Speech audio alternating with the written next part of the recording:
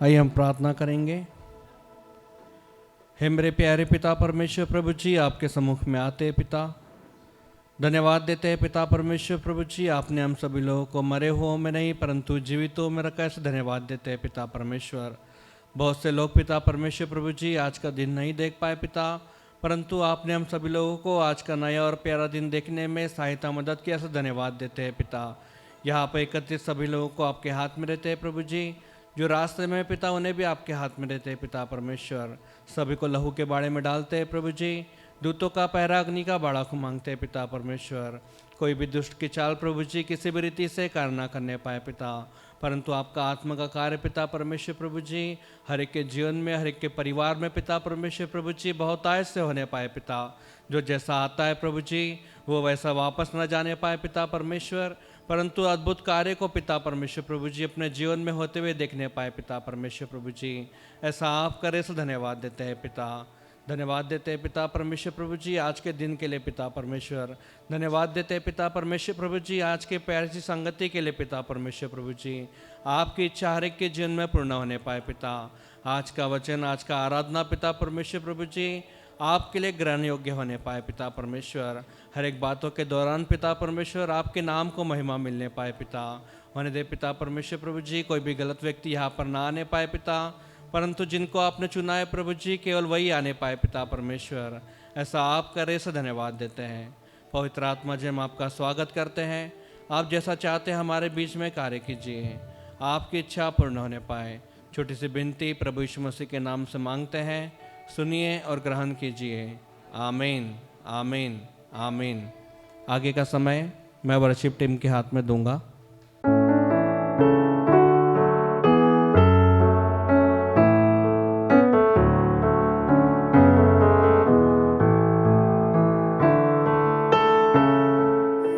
सभी को praise the Lord.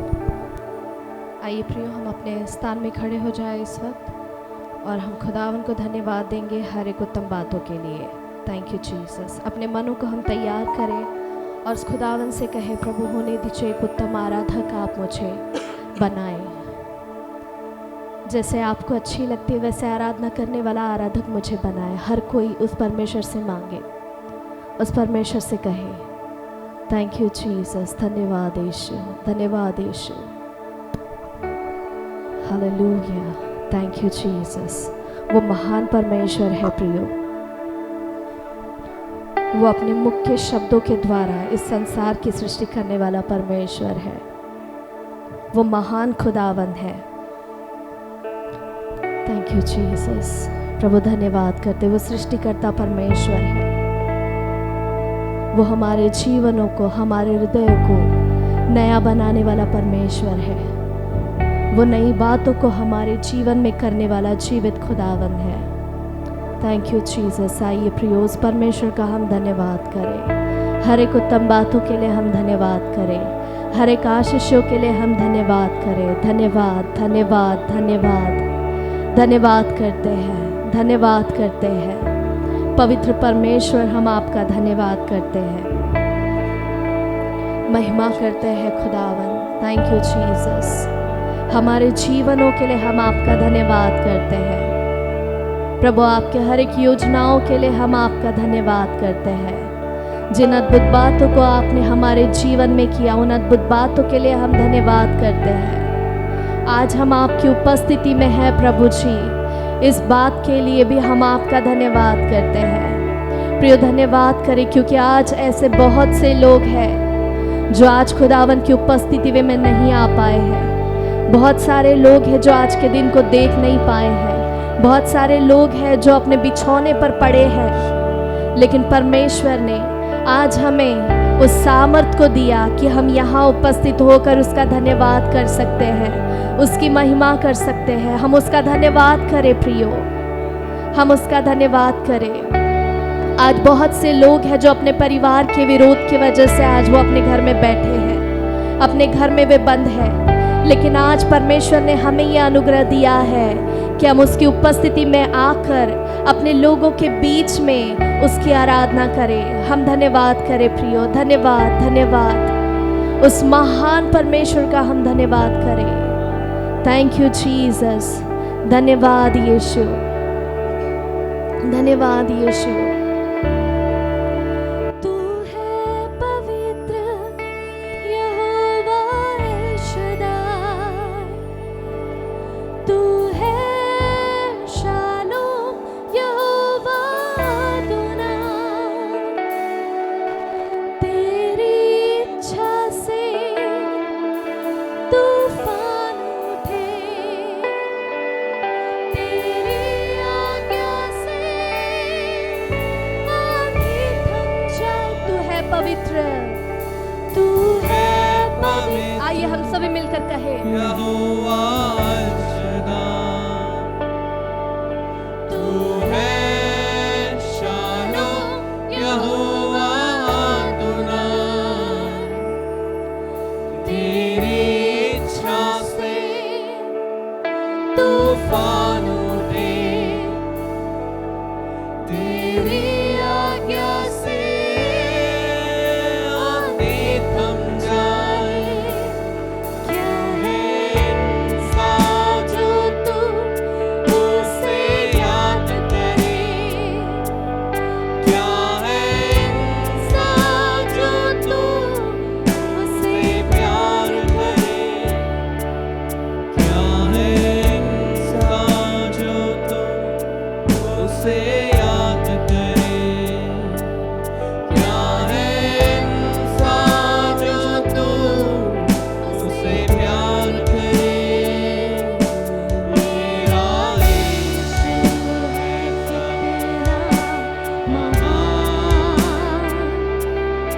उसके जैसा कोई है कहाँ। उसके चरणों में सजदा करूं, वो ही तो है मेरा खुदा। आइए फिर एक बार कहे, मेरा यीशु, मेरा यीशु है कितना महान। वो महान परमेश्वर है, उसकी तरह कोई नहीं है प्रियो। जैसा कोई है कहाँ। उसके चरणों में सजदा करूं, वो ही तो है मेरा खुदा। हालेलुया,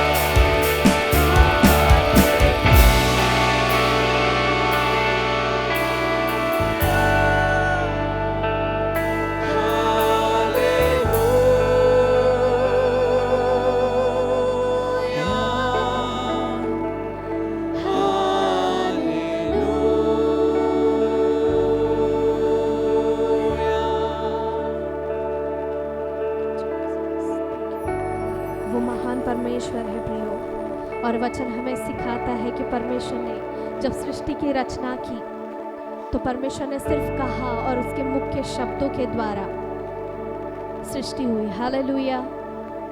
आज भी वही परमेश्वर है जिसकी हम आराधना करते हैं, वही सेम परमेश्वर है जो हमारे जीवन में भी नई बातों को सृष्टि कर सकता है। हालेलुया।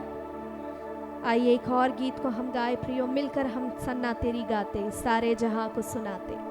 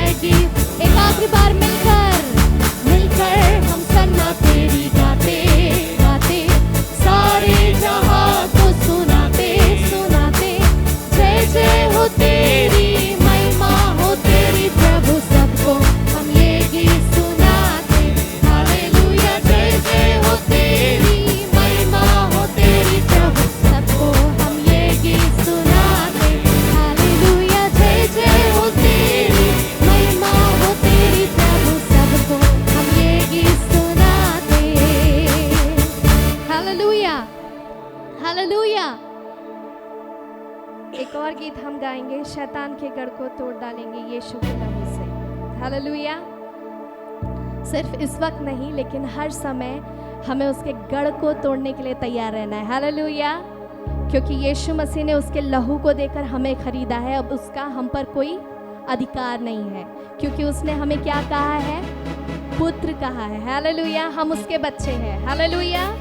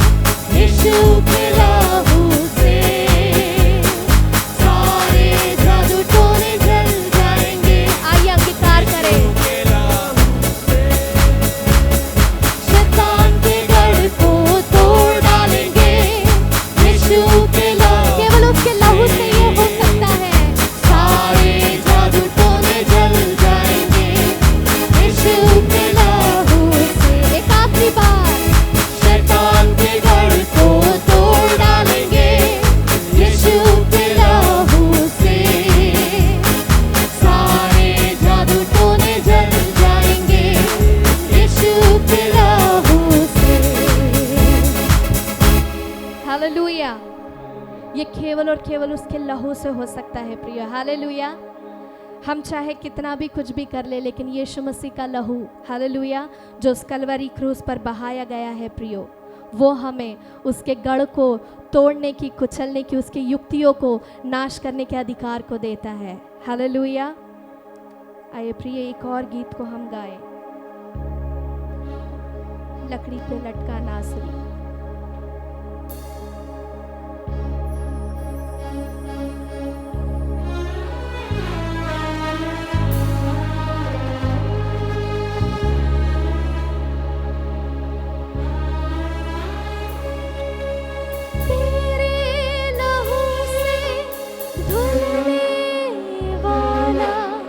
रुतबा तेरा जाने,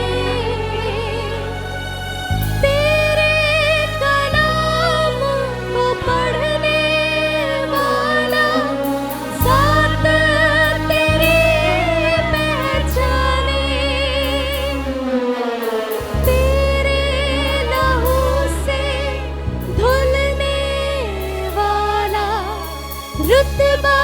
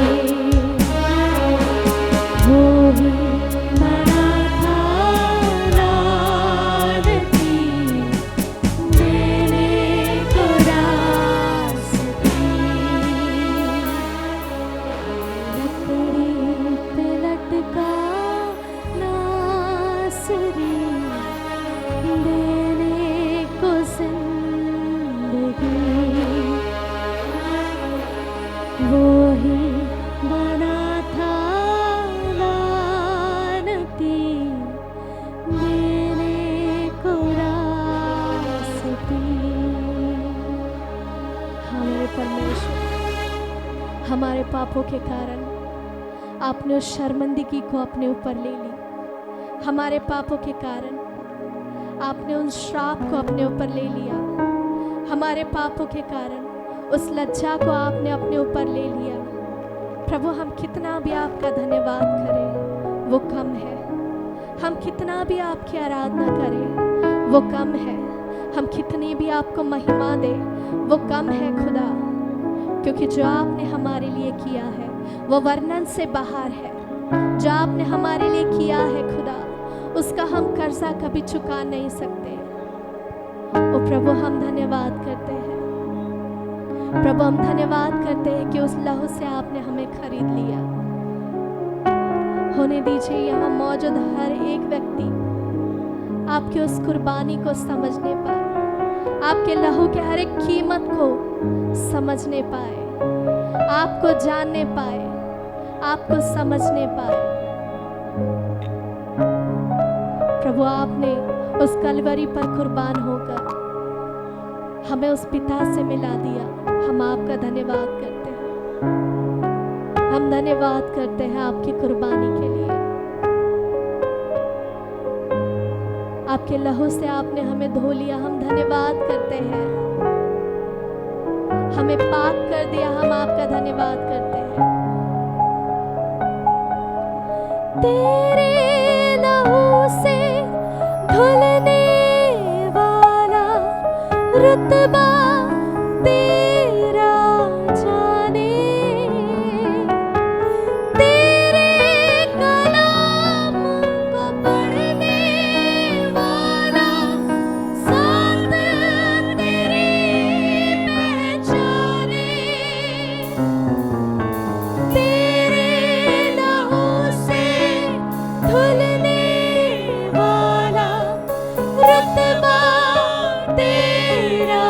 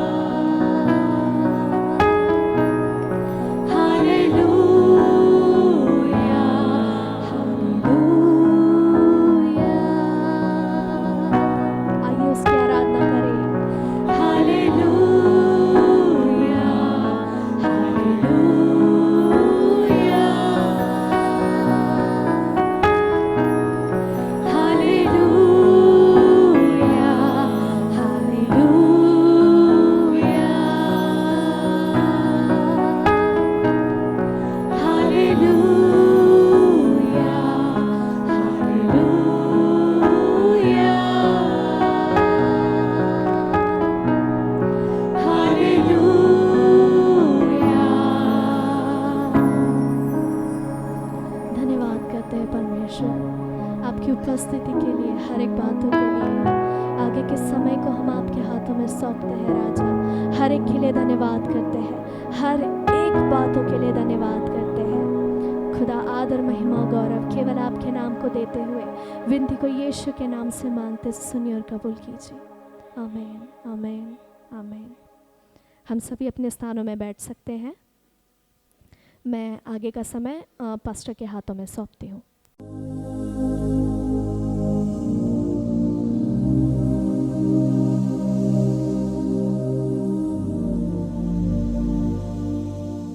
सबको मसीह में जय मसीह की। मैं विश्वास करता हूँ कि आप अच्छे हैं, भले चंगे हैं और परमेश्वर के काम को अपने जीवन में देख रहे हैं। और मैं आशा करता हूँ कि आज के वचन से परमेश्वर हम सबसे बात करेगा। आज का वचन नहम्याह चैप्टर 6 उसका 1 से 3 और 15 से लिया गया है। नहम्याह चैप्टर 6 वर्सेस 1 to 3। जब संबलत, तोबिया और अरबी, गेशेम और हमारे अन्य शत्रुओं को यह समाचार मिला कि मैं शहरपनाह को बनवा चुका और यद्यपि उस समय तक भी मैं फाटकों में पल्ले ना लगा चुका था, तो भी शहरपनाह में कोई दरार ना रह गई थी, तब संबलत और गेशेम ने मेरे पास वो कहला भेजा, हम ओनों के मैदान के किसी गांव में एक दूसरे से भेंट करें। परंतु वे मेरी हानि करने की इच्छा करते थे।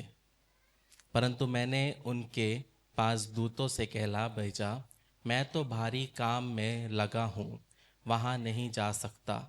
मुझे इसे छोड़कर तुम्हारे पास जाने से वह काम क्यों बंद रहे। 15वां वचन।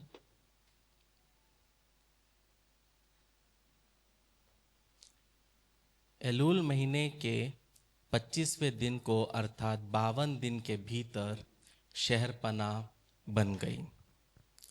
प्रियो 2026 जो है प्रियो, ये सामान्य समय नहीं है। ये ऐसा साल नहीं है जो कि एक पुराने साल को जो दोहराया जा रहा है। ये ऐसा साल नहीं है जहाँ हर एक दिन पहले जैसे सेम है, बल्कि प्रियो ये एक ऐसा समय है जहाँ पे परमेश्वर कुछ व्यवस्थाओं को बदल रहा है। परिवार में कुछ ऐसे काम कर रहा है कि जो लोग सोच नहीं सकते। परमेश्वर लोगों को परिवार में नई जगह पे रख रहा है, जहाँ पे जो पुराने चक्र जो थे वो टूटे हुए थे। मतलब जो कल काम करता था वो कल को संभाल नहीं पाएगा, और जो परमेश्वर पहले से सहन करता था, अब वो सहन के बजाय अब कुछ मैटर्स को अपने हाथ में लेगा। और जो देर से होता हुआ दिख रहा है आपके परिवार में, उसको आप आने वाले समय में अचानक से होते हुए देखने पाओगे। आज का वचन का जो टाइटल है प्रियो, टाइटल है जब जीत युद्ध जैसी लगे। जब जीत युद्ध जैसी लगे। प्रियो, जिंदगी में लड़ाई हमेशा होती है आत्मिक जीवन में। और आत्मिक जीवन में लड़ाई का मतलब ये नहीं है कि आप परमेश्वर के विरुद्ध हैं या परमेश्वर आपके विरुद्ध है। कुछ लड़ाई सिर्फ इसी बात का प्रमाण होती है कि आप प्रभु में आगे बढ़ रहे हैं। और जितना आप प्रभु में आगे बढ़ते हैं उतना आप शैतान को आपके जीवन के विरुद्ध में काम करते हुए आप देखने पाते हैं। इसलिए आपको एक चीज़ समझना है कि जब आपकी ज़िंदगी में सब चीज़ आपको शांत नहीं लगता, तो ये समझना है कि कुछ क्षेत्र आपके जीवन में बदल रहे हैं। मतलब जो आपने सोचा नहीं, जो आपने समझा नहीं, ऐसे कार्य आपके जीवन में हो रहे हैं। इसलिए क्या हो रहा है, सब चीज़ शांत नहीं है बल्कि उथल पुथल है। जिस प्रकार एक मोमबत्ती बुझने के पहले क्या होती है, बहुत फड़फड़ाती है, वैसे ही प्रियो जब हमारी ज़िंदगी में उथल पुथल आने लगता है तो समझना है कि परमेश्वर कुछ बड़ा करने वाला है। जैसे वचन कहता है, हर एक बात का एक अवसर और प्रत्येक काम का जो आकाश के नीचे होता है एक समय है। सपोपदेशक 3 उसका 1। तो हर एक चीज़ का क्या है प्रियो, एक समय है। और वो समय पे हम परमेश्वर को अपने जीवन में काम करते हुए देखने पाएंगे। जब लोग आपकी ज़िंदगी को देख रहे होंगे तो उनको लग रहा होगा कि हमारी ज़िंदगी पे तो हमला है, लेकिन प्रियो जब स्वर्ग हमारी ज़िंदगी को देखता है तो स्वर्ग बोलता है ये ज़िंदगी पे मैं संतुलन को ला रहा हूँ। प्रियो जब तक हमला नहीं होगा, जब तक शैतान का हमला नहीं होगा, हम बहुत बार अपनी ज़िंदगी में संतुलन को ला नहीं पाते। हम बहुत बार परमेश्वर के अनुसार अपने जीवन को मोल्ड नहीं कर पाते। लेकिन एक चीज़ समझना है प्रियो, ये आराम का साल नहीं है, बल्कि ये कुचले जाने का ये साल है। कुचलना इसलिए नहीं कि परमेश्वर आपको नष्ट करना चाहता है, कुचलना इसलिए जो आपके भीतर ऑलरेडी है वो बाहर आए। परमेश्वर कभी भी सूखी डालियों को नहीं काटता, परमेश्वर उन डालियों को छांटता है जो पहले से क्या करते हैं, फल ला रही है। इसलिए एक चीज़ समझना है कि परमेश्वर का सिर्फ उद्देश्य आपके जीवन में फल लाना नहीं है, बल्कि आपके जीवन में फल के साथ में तेल को भी लाना है। जिस प्रकार एक ओलिव फ्रूट रहता है तो फल रहता है, लेकिन उससे क्या बनता है, तेल बनता है। तो हमारे जीवन में सिर्फ फल नहीं होना चाहिए, एट द एंड जो अभिषेक परमेश्वर ने हमारे जीवन में दिया है वो अभिषेक को बनाए रखते हुए चलना बहुत ज़रूरी है। जैसे हम यूहन्ना 15:2 पढ़ते हैं, वहाँ लिखा है जो डाली मुझ में है और नहीं फलती उसे वे काट डालता है, और जो फलती है उसे वो छांटता है ताकि और फले। इसलिए प्रियो कुचलना जो है आपकी ज़िंदगी में, जब परमेश्वर प्रून करता है, कुचलना कभी भी फल आने के पहले का अवस्था नहीं है, कुचलना फल आने के बाद का अवस्था है। मतलब ये चीज़ समझना है प्रियो कि अगर परमेश्वर आपकी ज़िंदगी में उथल पुथल होने दे रहा है, तूफानों को आने दे रहा है, कुछ प्रॉब्लम्स को आने दे रहा है, मतलब कुछ ना कुछ फल उसने ज़रूर आपके जीवन में देखा है। अब सेकंड स्टेप को लेना ज़रूरी है। प्रियो इन दिनों में अगर आपने वचन को सुना और आपने अगर अपनी ज़िंदगी में ये महसूस किया कि ये वचन मेरे लिए है, ये मेरे ज़िंदगी में सुधार को ला रहा है, ये मेरे जीवन में कन्विक्शन को ला रहा है, मतलब जब मैं वचन सुनता हूँ तो मेरे अंदर में एक महसूस होता है कि मुझे बेहतर बनना है। यदि ये वचन, इन दिनों का वचन आपको परमेश्वर की आज्ञाकारिता के प्रति चलना सिखा रहा है, आपको उसके प्रति और समर्पण करना सिखा रहा है, और आप महसूस करते कि हाँ मेरी ज़िंदगी में करेक्शन की ज़रूरत है, हाँ मुझे और परमेश्वर के प्रति समर्पित जीवन जीना है और मुझे आज्ञाकारिता में जीना है, तो इस बात को सुनना प्रियो ध्यान से कि आपको दंड नहीं दिया जा रहा है, आपको अधिकता के लिए और सही जगह पर परमेश्वर रखना चाहता है। जैसे जैतून कुचले नहीं जाते क्योंकि वो बेकार है, वो इसलिए कुचले जाते हैं क्योंकि वो भरे हैं। अंगूर इसलिए नहीं दबाए जाते क्योंकि वो असफल है, अंगूर इसलिए दबाए जाते हैं क्योंकि वो पक चुके हैं। जब तक अंगूर पकेगा नहीं वो दाखरस के लायक नहीं। वैसे ही परमेश्वर जब हमें देखता है, हम जब पक जाते हैं तो परमेश्वर जानता है कि हमें किस तरह बनाना है। इसलिए एक चीज़ समझना है कि परमेश्वर आपको उखाड़ना नहीं चाहता, वो आपको ठुकरा नहीं रहा, बल्कि वो आपको एक तेल की नाई, एक दाखरस की नाई, एक सुगंध के लिए फल के रूप में वो आपको बढ़ने देना चाहता है। इसलिए परमेश्वर जो इस मौसम में आपके जीवन में उत्पन्न कर रहा है वो बिना दबाव के बाहर आ ही नहीं सकता। यदि अंगूर छोटा है तो समय है उसको फलने का, लेकिन अगर वो पक गए तो उसको तोड़ना आवश्यक है। वैसे ही प्रियो आने वाले समय में जो आपके द्वारा बहेगा वो औरों को संभालेगा, ये चीज़ समझना बहुत ज़रूरी है। जो आपके द्वारा बहेगा वो औरों को क्या करेगा, संभालेगा। इसलिए बहुत ज़रूरी है प्रियो कि जब हम नए क्षेत्र में परमेश्वर हमें लेके जाता है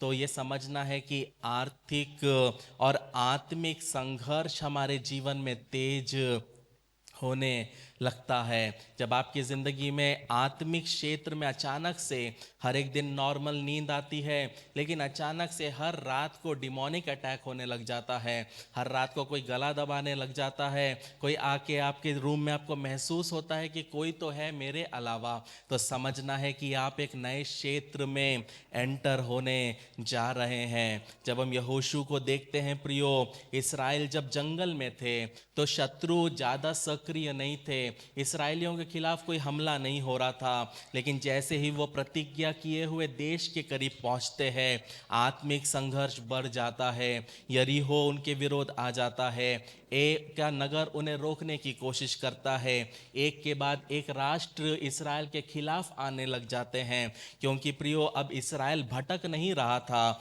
अब इसराइल अधिकार लेने के लिए परमेश्वर उसको क्या कर रहा था, खड़ा कर रहा था। वो देश जो प्रतिज्ञा किया हुआ देश था वो उनका था, लेकिन वो लेना उनके लिए बहुत ज़रूरी था। परमेश्वर ने आसानी से उनको उसमें रहने नहीं दिया। मतलब जैसे जैसे वो आगे बढ़ते गए टकराव होता गया। क्यों पता है? क्योंकि अब मरुभूमि से कहाँ जा रहे हैं, क्षेत्र बदल रहा है। कनान देश जो वायदे का देश था उसमें वो प्रवेश कर रहे थे। और एक चीज़ हमेशा याद रखना, शत्रु उसी क्षेत्र की रक्षा करता है जिसे वो खो रहा है। यदि जो एक क्षेत्र शैतान के कब्जे में है, जब आप उसमें से उस किसी को छीन निकालने की कोशिश करते हो, तभी शैतान आपकी ज़िंदगी में वार करता है। अगर पहले सब कुछ शांत था तो इसलिए क्योंकि आप आगे नहीं बढ़ रहे थे, लेकिन जब आप अपनी ज़िंदगी में कुछ निर्माण करोगे, जब आप अपनी ज़िंदगी में आगे बढ़ोगे, तो शैतान कभी भी चुप नहीं बैठेगा। जब हम नेहमिया को देखते हैं प्रियो, यरूशलेम की दीवारें सालों से टूटा पड़ा हुआ था और शत्रु को ये स्थिति क्या लग रहा था, अच्छा लग रहा था। लेकिन जैसे ही निर्माण दीवार का शुरू हुआ, उसका मजाक उड़ाया गया, धमकियां आई, आरोप पड़े और डर फैलाया गया। याद रखना प्रियो, टूटी हुई दीवार शत्रु के लिए खतरा नहीं थी, लेकिन जैसे ही दीवार बनने लगी तो लोगों को प्रॉब्लम होने लगा। जैसे ही पूर्ण स्थापना वहाँ जन्म लेती है, वहाँ पे एक चीज़ को हम देखते हैं कि शैतान काम करने लगता है। पता है क्यों? क्योंकि जब रेस्टोरेशन परमेश्वर भेजता है, जब चंगाई को परमेश्वर भेजता है, तो हमारे जीवन में अधिकार, पहचान और सीमाएं परमेश्वर क्या करता है, वापस देता है। बहुत बार ऐसे ही होता है प्रियो, जब हम मसीह जीवन में जीते हैं, जब तक हम स्ट्रगल करते हैं लोगों को ठीक लगता है, जब तक हम किसी पे आसरा रखते हैं लोगों को ठीक लगता है। लेकिन जैसे ही हम प्रियो परमेश्वर के साथ भागने लगते हैं, परमेश्वर के जी कार्य में हम चलने लगते हैं, हम आगे बढ़ने लगते हैं, हम देखते हैं कि एकदम से लोग हमारे विरोध में आ जाते हैं। जब तक आप किसी के साथ में गाना गा रहे हो चलेगा, लेकिन जैसे आपको अलग एक स्टेज मिल गया तो प्रॉब्लम हो गया। यदि आप किसी के साथ सेवा कर रहे हो चलेगा, लेकिन यदि आपको एक और पदवी मिल गया तो वहाँ प्रॉब्लम हो जाएगा। यदि आप जॉब में हो और आपको नॉर्मल रूप पे रखा गया, पीछे से आया व्यक्ति आगे चला गया तो प्रॉब्लम होने लगता है।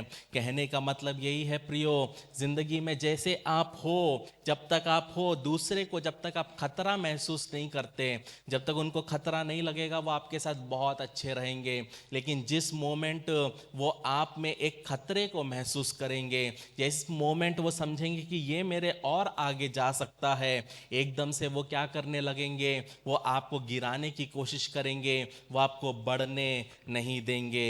वैसे ही हम एक उदाहरण में यदि हम एलिया के बारे में देखते हैं, एलिया के बारे में जब हम पढ़ते हैं, वो बाल देवता का क्या करता है, सामना करता है। जब इस्राएली लोग कई सालों तक समझौते की जिंदगी जीते हैं, बाल की देवता की आराधना करते हैं, झूठी आराधना करते हैं, लेकिन एलिया अकेले करमेल पर्वत पर लोगों को परमेश्वर के पास बुलाता है और क्या करता है, पर दुआ करता है। लॉन्ग स्टोरी शॉर्ट, दुआ करता है, बलि जो दिया रहता है उस पे क्या करता है, आग को लाता है, झूठे भविष्यवक्ताओं को वो मारता है और लोग पूरे वापस चले जाते हैं। यहाँ पे हम देखते हैं कि इतनी बड़ी आत्मिक विजय क्या करता है, एलिया वहाँ लेके आता है, लेकिन दूसरे ही दिन उसके जीवन में संघर्ष आ जाता है। क्योंकि एलिया ने क्या किया, वहाँ के आत्मिक शक्ति को चुनौती दी। जब आप अपने जीवन में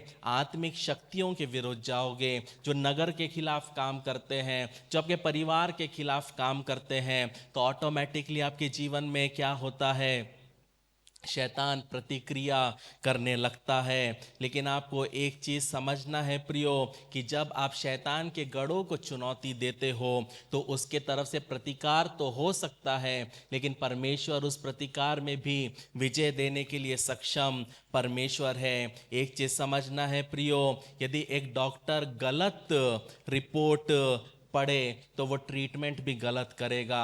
यदि आपको डॉक्टर ने बोला है कि शुगर टेस्ट करना है और आपने एक नॉर्मल से लैब में जाके शुगर टेस्ट कर लिया और शुगर टेस्ट करने के बाद में डॉक्टर को दिखाया, डॉक्टर की गलती नहीं है, आपका शरीर कैसा है, डॉक्टर उस टेस्ट के आधार पे क्या करेगा, आपको मेडिसिन देगा। इसका मतलब क्या है प्रियो, जिस बात को आप गलत समझते हैं उसी के साथ आप गलत व्यवहार भी करते हैं। ये समझना बहुत ज़रूरी है। आपके डॉक्टर जैसे रिपोर्ट के अनुसार आपको मेडिसिन देगा, वैसे ही प्रियो आप जिसको जैसा समझते हो उसके साथ आप वैसा ही व्यवहार करते हो।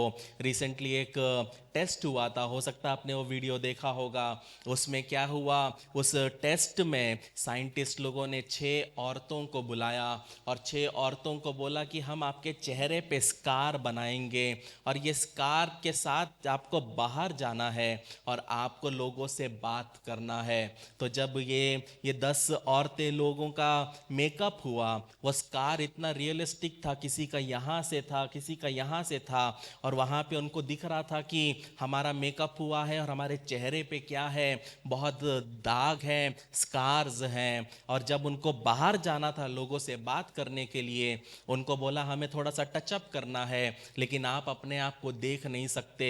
ये स्त्रियों को उल्टा बिठाया गया, इनको फिर से कांच देखने नहीं दिया, और फिर उन्होंने पता क्या किया, ये स्कार को मिटा दिया और उनको बोला आप कहाँ जाओ, पब्लिक में जाके बात करो। और जब बात करके वो वापस आए, उनको नहीं पता उनके चेहरे में स्कार है कि नहीं है, लेकिन उन्होंने जब अपने आप को आखिरी बार देखा था तो उन्होंने कांच में अपने आप को स्कार के साथ देखा था। लेकिन उनको ये नहीं पता कि टचअप के बोल के ये साइंटिस्ट ने ये स्कार को हटा दिया था।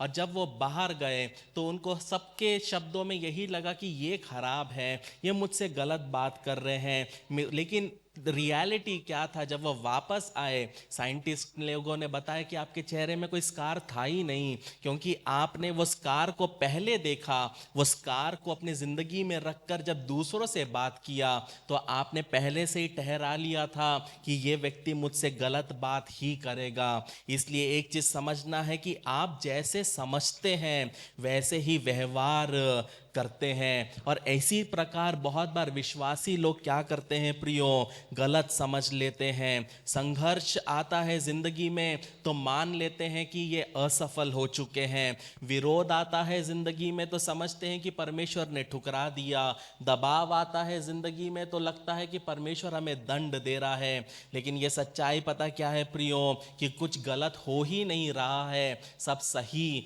हो रहा है। क्यों प्रियो? क्योंकि वचन कहता है हमारा मलयुद्ध लहू और मांस से नहीं परंतु प्रधानों से, अधिकारियों से और इस संसार के अंधकार के हाकिमों से और उस दुष्टता की आत्मिक सेनाओं से है जो आकाश में है। इफिसियों 6:12। कहने का मतलब है प्रियो, हम बहुत बार लड़ते हैं, हम लोगों से लड़ते हैं, हम लोग परिवार वालों से लड़ते हैं, हम रिलेटिव से लड़ते हैं, लेकिन हमारा मलयुद्ध इनसे है ही नहीं। हमारा मलयुद्ध क्या किससे है? आत्मिक सेनाओं से है जो आकाश में है, पृथ्वी पर नहीं। कहाँ पे है? आकाश पे है। इसलिए प्रियो, ये हमारी समस्या नहीं है, ये स्वभाव या ये व्यक्तित्व की समस्या है और ये समस्या इस क्षेत्र से जुड़ी हुई है। इसलिए आपको एक चीज़ समझना है कि शैतान आप पर अटैक क्यों करता है। ये सबसे इंपॉर्टेंट भाग है जो मैं आपको समझाने जा रहा हूँ। शैतान आपकी ज़िंदगी पे अटैक करता है और वो पहले आपकी जिंदगी के पहचान पे अटैक करता है। जब नहमिया दीवार बनाने लगा। वहाँ पे आपको एक चीज़ समझना है, ये दीवार 114 साल से टूटी हुई थी, 77 साल तक दोबारा बन ही नहीं पाई। ये इसलिए नहीं हुआ प्रियो क्योंकि लोगों के पास साधन नहीं थे, बल्कि ये इसलिए हुआ क्योंकि उनके अंदर में डर था और दोषारोपण ने उन्हें रोक के रखा था। बहुत बार हम परमेश्वर के काम को इसलिए नहीं देख पाते क्योंकि हम में कमी है, हमारे पास सब कुछ है, लेकिन इसलिए नहीं देख पाते क्योंकि हमारे अंदर एक डर बैठा हुआ है। शायद वो डर हमने 13 साल की उम्र में पाला, या वो डर हमें 5 साल की उम्र में मिला, या एक डर को हम जो बचपन से लेके चलते हैं, या वो शब्द जो आपके माता पिता ने आपके ऊपर बोले जब आप छोटे थे कि तू कभी कोई काम का नहीं है, या कभी एक छोटी सी बात दूसरे बच्चे के साथ जब आपको कंपेयर किया और आपके अंदर में वो जो डर और वो मासूमियत या वो जो महसूस आपने किया, ये सब चीज़ बड़े होने पर भी आपके पास कितनी भी अपॉर्चुनिटीज़ क्यों ना आ जाए, आप वहाँ वो अपॉर्चुनिटीज़ को ग्रैब कर नहीं पाते क्योंकि बचपन में कुछ व्यक्तियों ने आपके बारे में बुरा बोला या आपको दबाने की कोशिश की। तो जब हम नेहमिया 4 अध्याय पढ़ते हैं, वहाँ पे हम एक शैतान की रणनीति को देखने पाते हैं। जब हम पहला वचन पढ़ते हैं नेहमिया 4 उसका 1, वहाँ पे लिखा है, जब संबलत ने सुना कि यहूदी लोग शहरपनाह को बना रहे हैं, तब उसने बुरा माना और बहुत रिसियाकर यहूदियों को क्या किया, ठट्टों में उड़ा दिया। मतलब ये कमज़ोर यहूदी क्या करेंगे? पता यहाँ पे हमला किस पर हो रहा है? उनकी पहचान पर हमला हो रहा है। शत्रु उन्हें कमज़ोर कहकर उनकी पहचान पर हमला कर रहा है। काम रोकने से पहले शत्रु पता है आपके आत्मविश्वास और पहचान पर हमला करता है। शत्रु कभी भी आके आपके विरुद्ध में एकदम से काम नहीं करेगा, पहले वो आपके आत्मविश्वास को तोड़ेगा। देख तो कितने बार किया ट्राई लेकिन अब तक नहीं हुआ, देख तूने कितना कोशिश की अब तक कुछ नहीं हुआ। फिर एट द एंड आपके अंदर में वो आत्मविश्वास रहेगा ही नहीं कि आप कलीसिया में आओ, परमेश्वर को अब्बा पिता करके पुकारो। इसलिए प्रियो, आपको एक चीज समझना है कि सबसे पहला हमला शैतान का आपके पहचान पर होता है। यदि आपको अपने अंदर ही विश्वास नहीं है तो दूसरा व्यक्ति आप पे कैसे विश्वास करेगा? जब हम दूसरे वचन में आते हैं, वहाँ पे लिखा है, वे अपने भाइयों के और शमरोन की सेना के सामने योग कहने लगा, वे निर्बल यहूदी क्या करना चाहते हैं? क्या वे वह काम अपने बल से करेंगे? यहाँ पे यह पता है किस पर सवाल उठाते हैं? ये उनकी बुलाहट पर सवाल उठाते हैं। प्रियो, शत्रु क्या करता है? शैतान उनकी बुलाहट पे सवाल उठाता है कि सच में परमेश्वर ने इस काम के योग्य ने रखा है।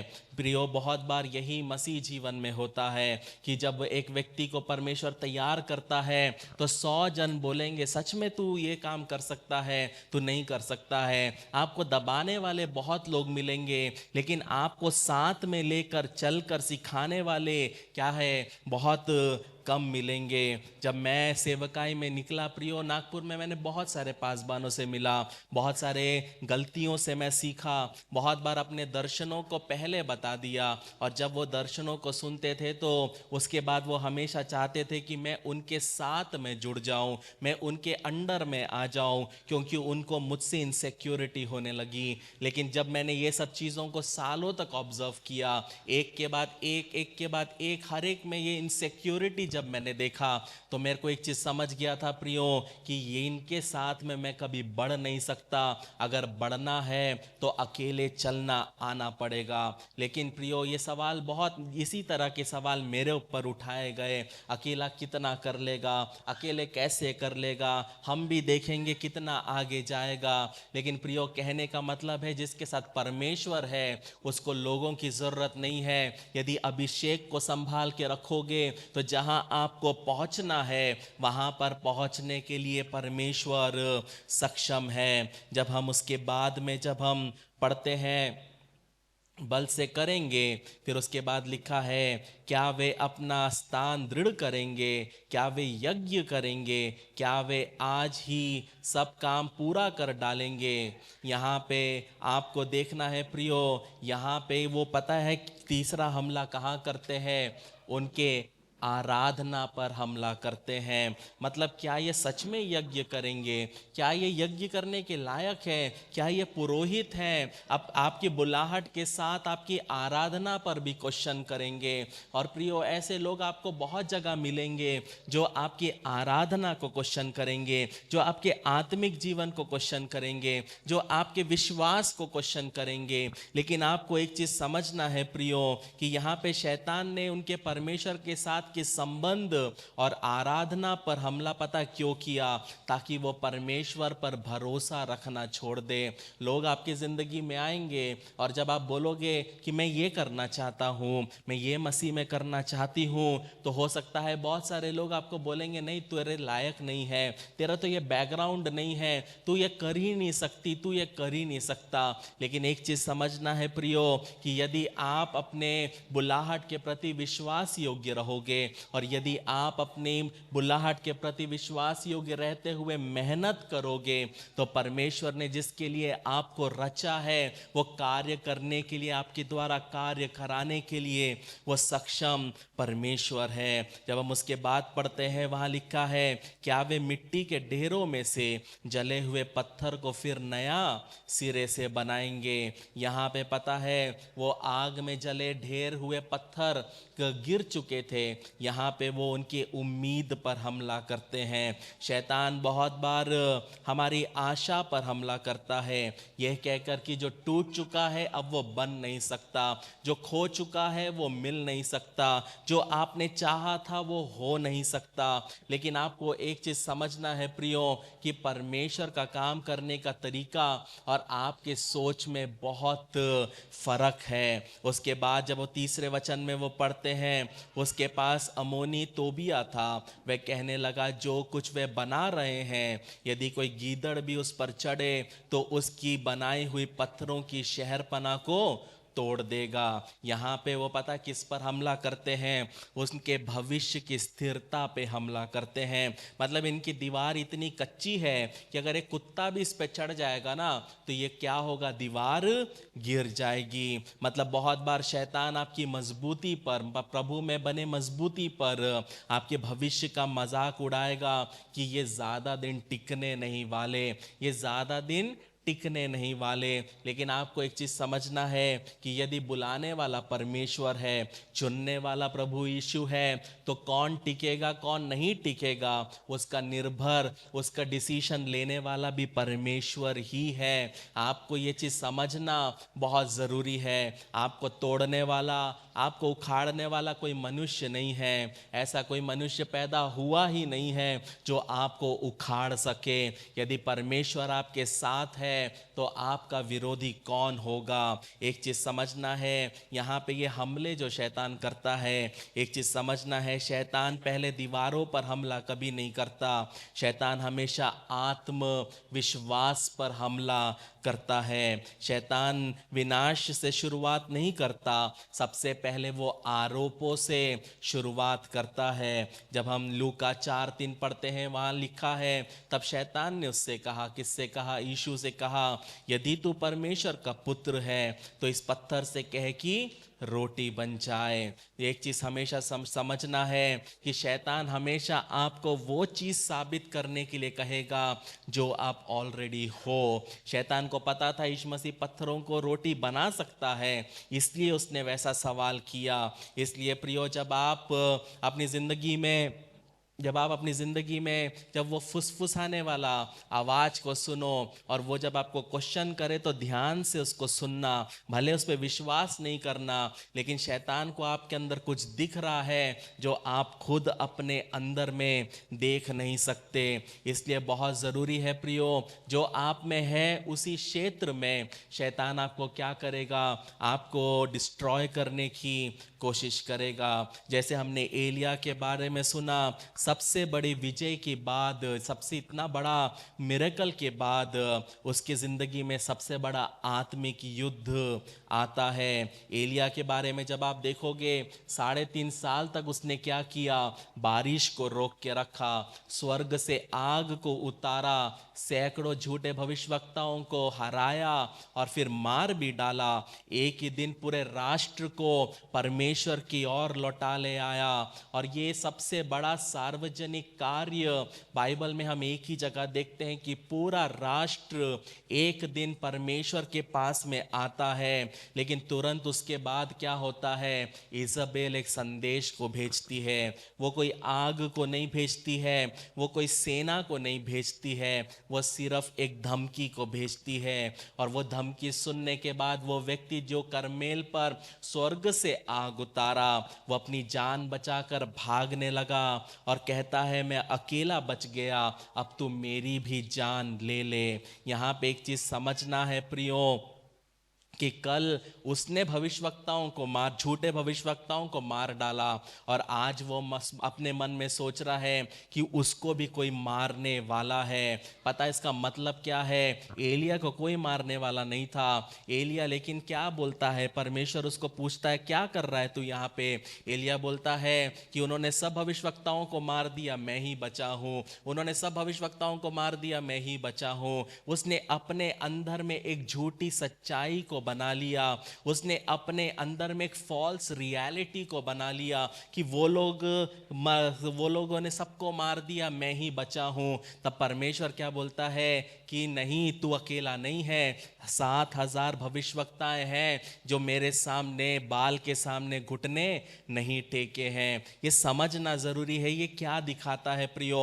जब शैतान हमारी जिंदगी में अटैक करता है, हमारी जिंदगी में पता क्या होता है, हम फॉल्स रियलिटीज को बनाने लग जाते हैं, झूठी सच्चाई को पैदा करने लग जाते हैं। कभी आपने देखा है, आप ऐसे बीच से चल रहे हो, 2-3 लोग करके हंसते हैं और आपको लगता है ये मेरे बारे में ही है, ये मेरे बारे में ही बोल रहे हैं, ये मेरे बारे में ही हंस रहे हैं। इसको बोलते हैं फॉल्स रियलिटी, इसको बोलते हैं झूठी सच्चाई। आपके बारे में कुछ नहीं है, लेकिन आप अपने दिमाग में बना लेते हैं कि ये व्यक्ति जो भी बोलेगा, ये व्यक्ति जो भी करेगी, ये मेरे बारे में ही है। और ये सबसे बड़ा डिमोनिक अटैक होता है कि जब हम अपने दिमाग में ऐसी ऐसी कल्पनाएं बना लेते हैं कि वो व्यक्ति मेरे बारे में अच्छा बोल ही नहीं सकता, वो उसको फर्क भी नहीं पड़ रहा आप जिंदा हो कि नहीं, या वो किसी और से बात कर रहा होगा या कर रही होगी, लेकिन क्योंकि आप एक डिमोनिक अटैक में हो, शैतान आपके अंदर नहीं है,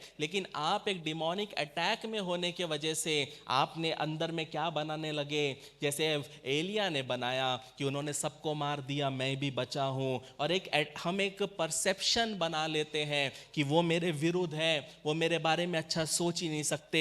तब जब आपके साथ ये होता है तो समझना है कि शैतान आपकी जिंदगी के ऊपर एक अटैक कर रहा है और वो सोच को आपको आने नहीं देना है। अगर आप उस सोच को आने दोगे, आप परमेश्वर के काम को देखने नहीं पाओगे। यहाँ पे एक चीज समझना है प्रियो, जब हम डरते हैं, डर मतलब पता क्या है, हम किसी और परमेश्वर की आराधना कर रहे हैं, क्योंकि डर भी विश्वास है, बट गलत दिशा पर विश्वास है। जिस पर आप विश्वास नहीं करते उससे आप डर नहीं सकते।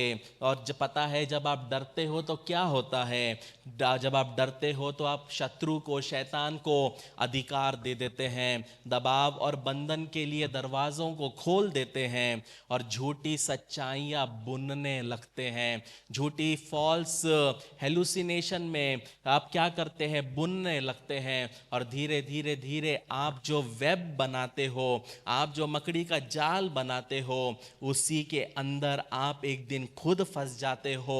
जैसे एक मकड़ी वेब बनाती है, जाला बना के, कैसे उसमें एक मच्छर फंसता है और धीरे धीरे वो मकड़ी किस तरह उसको खाती है, वैसे ही जो जाला आप बनाते हो उसमें आप खुद फंसते हो और शैतान के लिए एक चारा बन जाते हो। लेकिन लेकिन आपको एक चीज़ समझना है, यशाया 54 उसका 14, मैं आपके ऊपर घोषणा करना चाहता हूँ कि तू धार्मिकता के द्वारा स्थिर रहेगी, तू अंधेर से बचेगी, क्योंकि तुझे डरना ना पड़ेगा, और तू भयभीत होने से बचेगी, क्योंकि भय का कारण तेरे पास ना आएगा।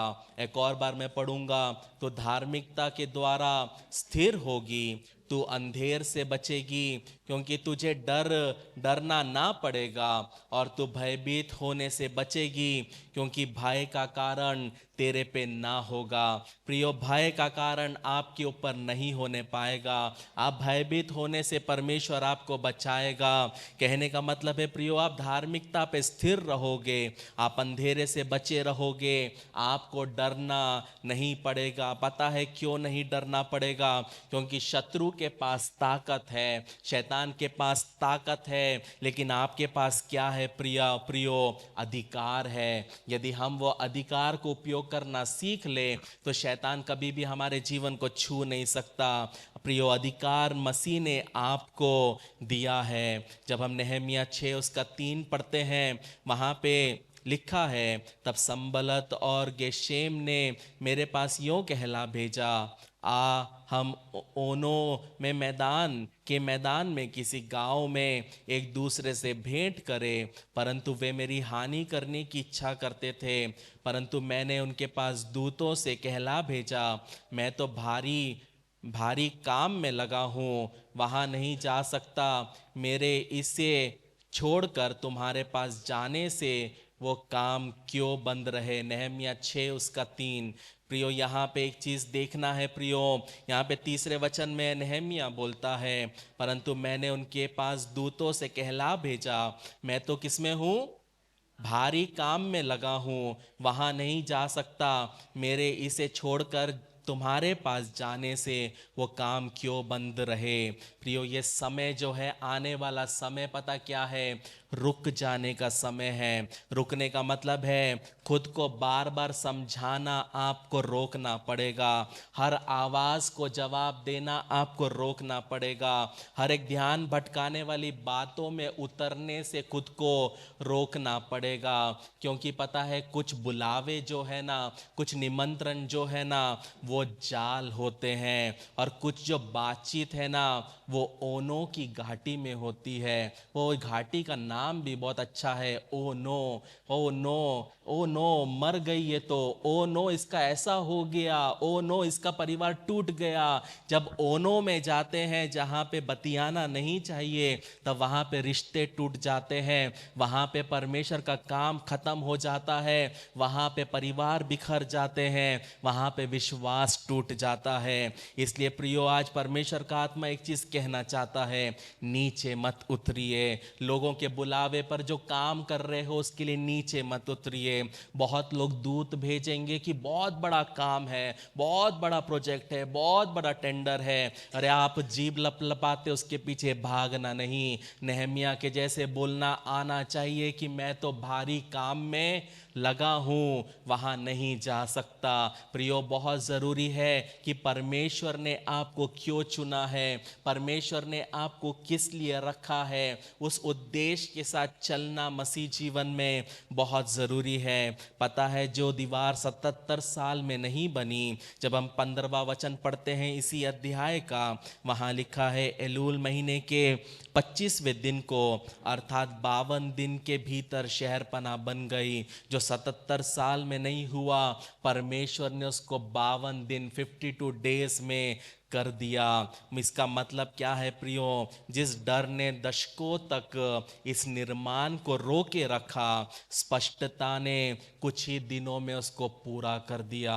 यदि एक व्यक्ति क्लियर सोचने लग जाए, यदि एक व्यक्ति स्पष्टता से सोचने लग जाए, तो वो परमेश्वर के काम को अपने जीवन में बहुत आसानी से होते हुए देखना शुरू कर सकता है। क्योंकि जब पहचान फिर से स्थापित होती है, तो पता है तेजी वापस आती है, परमेश्वर का काम वापस आता है। और पता है यदि आपको परमेश्वर के काम को देखना है, एक चीज़ बहुत ज़रूरी है जो नेहम्याह ने किया, वो ये था नज़रअंदाज।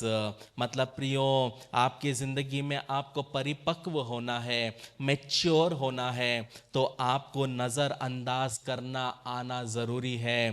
क्योंकि प्रियो, हर दुष्ट आत्मा को डांटने की ज़रूरत नहीं है, कुछ दुष्ट आत्माओं को नज़रअंदाज करना भी आना ज़रूरी है। एक समय था रूम में अगर दुष्ट आत्मा रात को आता था तो मैं डर जाता था, मुझे लगता था मैं इससे कैसे लड़ूंगा, फिर से एक रात अन्य भाषा में निकालना पड़ेगा। लेकिन प्रियो, एक समय आया कि कब तक इससे डरूंगा, कब तक इससे लड़ता रहूंगा, कब तक इस पे अपना समय व्यर्थ करूंगा। वहाँ से प्रियो, आज यदि वो मेरे रूम में भी आए, मैं पलट के मुंह फेर के सोता हूँ। कभी कभी उसको भी एम्बैरेस्ड फील होता होगा कि ये तो कुछ कर नहीं रहा, क्योंकि उसको परमेश्वर ने ठट्टों में उड़ाया है। आपको आना चाहिए किससे आप लड़ रहे हैं और क्यों लड़ रहे हैं। कभी कभी रूम में मैं बाहर चलता हूँ और सामने से चल के जाता है और मैं उसको देखता तक नहीं, मैं बोलता जा अपना काम कर। प्रियो, ये अथॉरिटी आपके जीवन में होना चाहिए। हर जगह हिलने की ज़रूरत नहीं है, हर जगह स्टेज तोड़ने की ज़रूरत नहीं है, हर जगह चिल्लाने की ज़रूरत नहीं है। प्रियो, आपको पता होना चाहिए आप कौन हैं और आप अपनी ऊर्जा किसके ऊपर लगा रहे हैं, आप अपना टाइम किसको दे रहे हैं। यदि आप अपने टाइम और ऊर्जा की वैल्यू नहीं करोगे तो बहुत से लोग आएंगे, बहुत से अननेसेसरी सवाल आएंगे। हर एक जन इंस्टा पे एक ही सवाल पूछता है कि सर ढकना चाहिए कि नहीं ढकना चाहिए, गोल्ड पहनना चाहिए कि नहीं पहनना चाहिए। ऐसे मैसेजेस को मैं रिप्लाई तक नहीं करता, क्योंकि ये तो वेल्ले पड़े हैं, वो चाहते कि हम भी वेल्ले हो जाए। प्रियो, आपको पता होना चाहिए कि किसको जवाब देना है और किसको जवाब नहीं देना है। क्योंकि एक चीज़ समझना है, ज़िंदगी में 18 साल के एक्सपीरियंस से कह रहा हूँ कि अगर एक व्यक्ति ने एक चीज़ ठान लिया है तो वो उसके अलावा वो कुछ नहीं बदलने वाला, वो वही करेगा। चाहे आप उसके सामने स्वर्गदूत भी उतर के आ जाए, जो उसने प्रथा बना के रखी है वो प्रथा में ही चलेगा, वो उस प्रथा में ही मरेगा। इसलिए प्रियो, जब एक विश्वासी मेरे पास आता है सवालों के साथ और मैं वो सवाल सुन के मुझे पता है कि ये बदलेगा नहीं, मैं बोलता हूँ भैया आपको स्वर्गीय प्रकाशन की ज़रूरत है, मेरे उत्तर की ज़रूरत नहीं है। उतना समय यदि मैं एक नए विश्वासी के ऊपर बिताऊंगा तो वो एक मजबूत वचन में बढ़ने वाला विश्वासी बन पाएगा।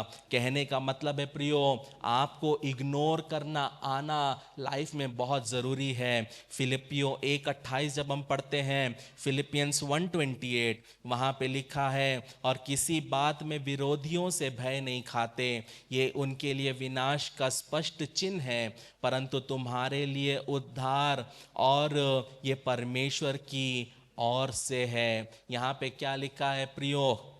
किसी बात में विरोधियों से भय नहीं खाते। प्रियो, लोगों से डरना बंद करो। वो लोग जो आपके शरीर को नष्ट कर सकते हैं, वो लोग जो आपकी हड्डी को तोड़ सकते हैं, डरना उससे जो आपके आत्मा को नरक में डाल सकता है, डरना उससे जो आपके आत्मा को स्वर्ग में रखने की वो चाबी कुंजी को रखता है। ये एक चीज़ समझना है प्रियो, जब आप इग्नोर करना सीखते हो तब आप शैतान को भूखा रख देते हो और वो शैतान ख़त्म हो जाता है। जब आप प्रतिक्रिया देना बंद कर देते हैं तो शैतान की आपकी ज़िंदगी में पहुंच कम हो जाती है। कहने का मतलब है प्रियो कि हमारे ज़िंदगी में युद्ध हमेशा है, हमारी ज़िंदगी में शैतान हमेशा हमारे ऊपर अटैक करेगा, लेकिन हमारे पास में अधिकार है। हम जो अधिकार हमें दिया है, यदि वो अधिकार को हम उपयोग में लाना सीख जाए तो जब जीत जो युद्ध जैसी भी लगे तो भी समझना है कि ये युद्ध जो है, ये भले ही ये जीत जो है जो युद्ध लग रही है, लेकिन लॉन्ग रन में मैं अपने आशीषों को अपने जीवन में देखने पाऊंगा। नेहमिया प्रियो अपने काम को करता गया। हमारी ज़िंदगी में भी जब हम कुछ चीज़ बनाने जाएंगे तो वहाँ पे लोग क्या करेंगे, अड़ंगा डालेंगे, लोग आपके ऊपर सवाल करेंगे। लेकिन एक चीज़ आपको हमेशा समझना है, बुलाने वाला कौन है? विश्वास योग्य है, सक्षम है, बुलाने वाला परमेश्वर है। अगर आपको बुलाने वाला परमेश्वर है, आपको चुनने वाला यीशु मसीह है, तो वो आपको जहाँ पहुँचना है वहाँ पे वो पहुँचाएगा। आइए हम अपनी आंखों को बंद करें प्रियो। ये वो समय है जब आप परमेश्वर के साथ गुजारते हैं। ये वो समय है जब आप परमेश्वर के सन्मुख में बैठते हैं और जब वचन जो सुना और आपके अंदर में अगर आपको महसूस हुआ, आत्मा ने आपको कन्विक्ट किया कि हाँ तेरी ये गलती है, तुझे रिएक्ट नहीं करना था, तुझे बोलना नहीं था, तुझे लड़ना नहीं था, तुझे ऐसा नहीं करना था। ये परमेश्वर के साथ आपका समय है जहाँ पे आप उससे बात कर सकते हैं, आप उससे कह सकते हैं। और मैं कुछ क्षणों में हम सब साथ में एक दुआ को भी करेंगे।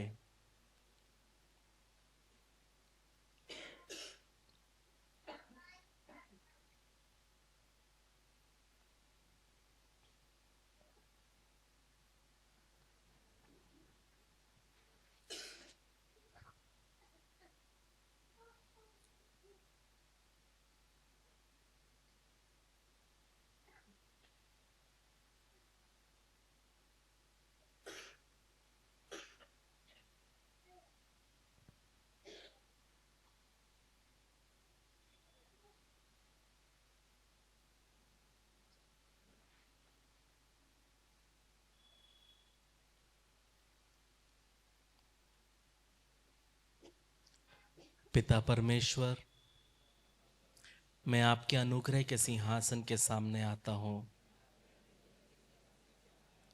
मैं स्वीकार करता हूँ कि ये कोई सामान्य समय नहीं है, ये कोई दोहराया हुआ साल नहीं है, ये रोजमर्रा जैसा समय नहीं है। मैं आपका धन्यवाद करता हूँ कि आप मेरे जीवन को नए सिरे से व्यवस्थित कर रहे हैं, मेरे कदमों को सही जगह पर रख रहे हैं और अपनी आत्मा के द्वारा पुराने चक्रों को तोड़ रहे हैं। आज से मैं अपने मुंह से घोषणा करता हूँ, मैं हमले में नहीं हूँ, मैं आगे बढ़ रहा हूँ। मैं ज़मीन नहीं खो रहा, मैं नया क्षेत्र ले रहा हूँ। मुझे दंड नहीं दिया जा रहा, मुझे अधिकता के लिए तैयार किया जा रहा है। मैं हर प्रकार के डर को अस्वीकार करता हूँ। मैं मेरी पहचान के विरुद्ध बोले गए हर आरोप को अस्वीकार करता हूँ। मैं आत्मिक संघर्ष से बनी हर झूठी कहानी को अस्वीकार करता हूँ। मैं घोषणा करता हूँ, मैं जानता हूँ कि मेरा परमेश्वर कौन है, और मैं जानता हूँ कि मैं मसीह में कौन हूँ। मैं हर आवाज़ को खुद को समझाने नहीं दूंगा। मैं हर ध्यान भटकाने वाली बात का जवाब नहीं दूंगा। मैं उस काम से नीचे नहीं उतरूंगा जो आपने मुझे दिया है।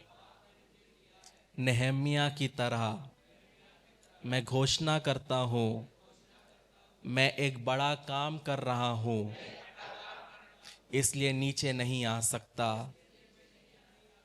पिता, मेरी पहचान को साफ साफ फिर से स्थापित कीजिए, और जैसे जैसे मेरी पहचान बहाल होती है, मेरे जीवन में तेजी आए, स्पष्टता आए और सामर्थ आए। मैं घबराहट की जगह शांति को चुनता हूँ। मैं डर की जगह विश्वास को चुनता हूँ।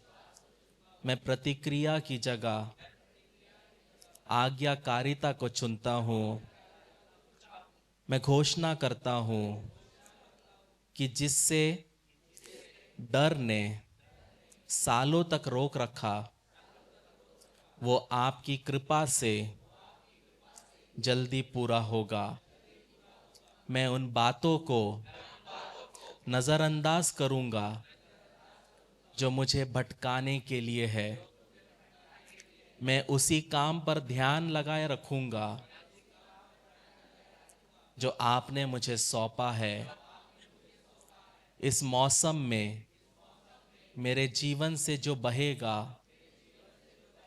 वह बहुतों को संभालेगा और केवल आपकी महिमा करेगा। मैं उस अधिकार में दृढ़ खड़ा हूँ जो आपने मुझे मसीह में दिया है। लड़ाई के बाद नहीं, बल्कि लड़ाई के बीच में मैं विजय की घोषणा करता हूँ। यीशु के सामर्थी नाम में आमीन, आमीन, आमीन। आइए जोरदार तालियों के साथ उसका हम धन्यवाद करें। परमेश्वर इन वचनों के साथ आप सबको आशीषित करे। आमीन, आमीन।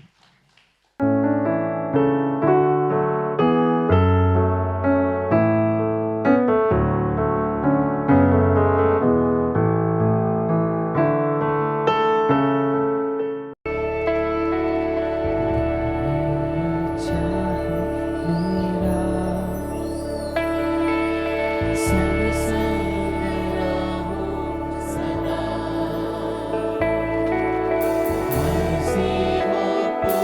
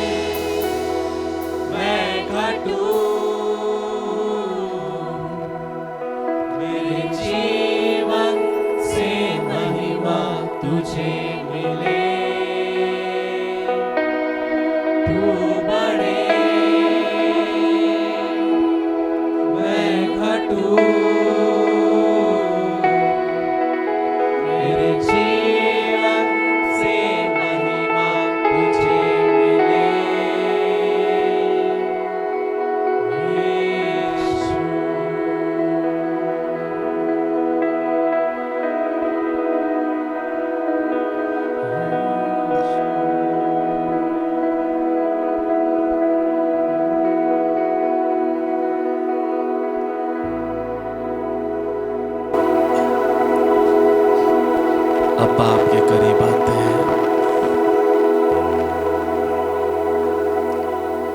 धन्यवाद देते हैं इस सुंदर अवसर के लिए।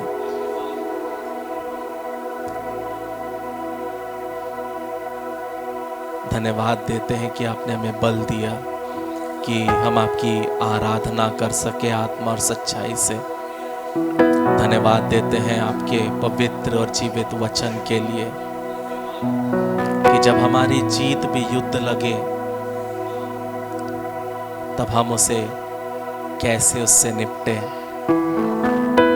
जब शैतान हमारी पहचान पर हमला करे तब हम उससे कैसे निपटे। यहाँ उपस्थित हर एक व्यक्ति को आपके हाथों में देता हूँ प्रभु जी, क्योंकि यहाँ खड़ा हर एक व्यक्ति निर्माण करने के लिए चुना गया है। होने दे प्रभु जी हम कुछ आपके लिए निर्माण करने पाए, हम बनाने वाले होने पाए, हम तोड़ने वाले कभी ना होने पाए, हम जोड़ने वाले होने पाए, हम लोगों को आगे लेके जाने वाले होने पाए, हम लोगों के साथ खड़े होने वाले होने पाए। सब कर रहे उसके लिए आपका धन्यवाद देते हैं। जो कमी है, जो घटी है, वो हमारे जीवन से हटाइए। जब हम आपके लिए कार्य करें और जब ऐसे निमंत्रण आए जो आपके ओर से नहीं, तो हम कभी भी ओ नो में ना जाने पाए, बल्कि प्रभु जी भले आपने जो दिया काम छोटा होगा, लेकिन आपके साथ 77 साल का काम जैसे आपने 52 दिन में किया, होने दे हमारे जीवन में इस 52 दिन की घोषणा हम करते प्रभु जी। प्रभु जी यहाँ उपस्थित व्यक्ति 52 दिनों में बड़े काम को देखने पाए प्रभु जी। जो 77 साल में नहीं हुआ प्रभु जी, वो 52 दिन में देखने पाए प्रभु जी। प्रभु जी आपके लिए कोई भी काम असंभव नहीं है प्रभु जी। असंभव को संभव करने वाले परमेश्वर आप है प्रभु जी।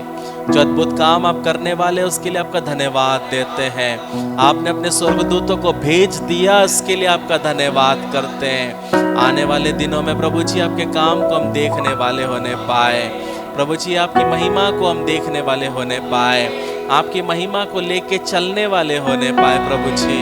आपकी महिमा हमारे जीवन में, हमारे परिवार में वास करने पाए। ऐसा आप कर रहे, इसलिए आपका धन्यवाद देते हैं। हर एक व्यक्ति जो यहाँ उपस्थित है उनको आपके हाथों में देता हूँ, उनके जीवन को, उनके परिवार को आपके हाथों में देता हूँ। सबको बढ़ाइए प्रभु जी, ज़रूरतों को पूरा करिए प्रभु जी। और जो लोग प्रभु जी आना चाहते थे नहीं आ पाए, उनको भी आपके हाथों में देते हैं प्रभु जी। आपकी इच्छा उनके जीवन में पूरी होने पाए। जो बीमार है प्रभु जी उन्हें चंगा करिए। जो प्रार्थना विषय लेके आए वो प्रार्थना के उत्तरों को देखने पाए प्रभु जी। और हर एक क्षेत्र में प्रभु जी बढ़ोतरी दीजिए प्रभु जी। जो भी आपके ओर से नहीं है वो हमारी जिंदगी से हटने पाए प्रभु जी। हर एक वो चीज़, हर एक वो व्यक्ति जो आपको अप्रसन्न करती है, वह सब प्रभु जी हमारे जीवन से हटने पाए, वो सब हमारे जीवन से जाने पाए प्रभु जी। हम प्रभु जी कंसंट्रेशन के साथ और प्रभु जी एकाग्रता के साथ प्रभु जी हम प्रभु जी आपकी सेवा करने पाए। जो काम आपने दिया है उसको सच्चाई से करने वाले होने पाए। ऐसा आप कर रहे, इसलिए आपका धन्यवाद देते हैं। आप बड़े, हम घटे, हमारे जीवन के द्वारा सिर्फ और सिर्फ आपके नाम की महिमा हो। हमें ऐसा इंसान बनने में मदद करिए जैसा आप चाहते हैं। हमारे बोलचाल में, चाल चरण में, रहन सहन में आप दिखने पाए। ये छोटी सी विनती आपके बेटे यीशु नासरी के नाम से मांगते हैं, सुन और कबूल कर। आमीन, आमीन, आमीन।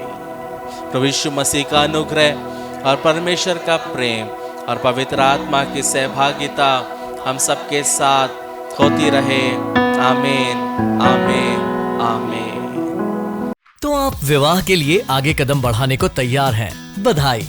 इससे पहले कि आप अपनी शादी के दिन की तैयारी में जुट जाएं, योजना बनाएं और परेशान होने लगें, एक सबसे महत्वपूर्ण न न भूलें, आपकी शादी। एक अध्ययन के अनुसार विवाह पूर्व परामर्श या वैवाहिक थेरेपी पूरा करने वाले जोड़ों में तलाक की संभावना 31% तक कम होती है और कोर्टशिप टू मैरिज इसमें आपकी मदद करता है। हमारे कोर्स और पाठों में विवाहित जीवन के संघर्षों, वास्तविकताओं और रोजमर्रा की दिनचर्या जैसे कई विषय सम्मिलित किए गए हैं। इस कार्यक्रम पर कई जोड़ों का भरोसा रहा है जो जिंदगी के इस नए स्तर पर जाने के लिए तैयार हैं। लेकिन इसके लिए सिर्फ हमारी बात को ही न माने, आप अपना पहला पाठ मुफ्त सीख सकते हैं। एक बार जब आप कोर्टशिप टू मैरिज के साथ रजिस्ट्रेशन करते हैं तो आप हमारी 30 दिन की मनी बैक गारंटी द्वारा भी सुरक्षित रहते हैं और आप तैयार हैं एक सुखी वैवाहिक जीवन के लिए। courtship2marriage.com पर आज ही अपना पहला लेसन शुरू करें।